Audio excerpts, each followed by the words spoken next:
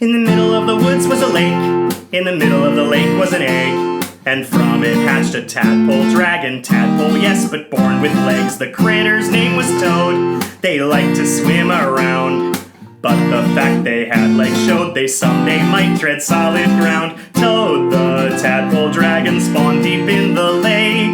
You might think they're some strange chimera, but they're not, for goodness sake.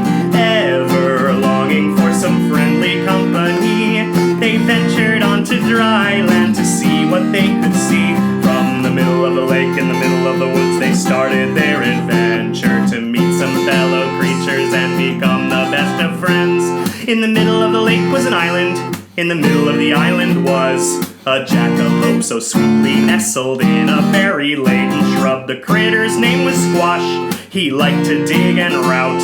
Then Toad swam up to his island home and said, "Do you wanna hang out?" Toad, the tadpole, and the jackalope named Squash. You might think they're some strange chimeras, but they're not, good golly gosh. Ever longing for some friendly company, they ventured deep beneath the earth to see what they could see. From the middle of the island, in the middle of the lake, in the middle of the woods, they started their adventure to meet some fellow creatures and become the best of friends.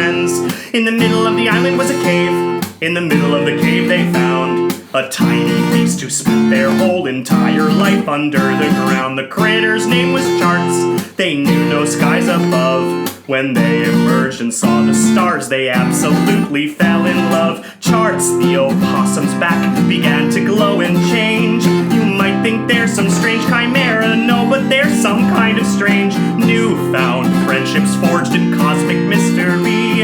The three of them ventured to shore to see what they could see. From the middle of the cave, in the middle of the island, in the middle of the lake, in the middle of the woods, they started their adventure to meet some fellow creatures and become the best of friends. On the mainland they had found a place they could call home, which many hundred creatures had already made their very own. It was a summer camp, this very camp in fact. They signed up as our mascots, and then there was no more turning back. Toad and Squash and Charts and campers from away. You might think they're some strange chimeras, and they are, I guess you'd say. Ever longing for some friendly company,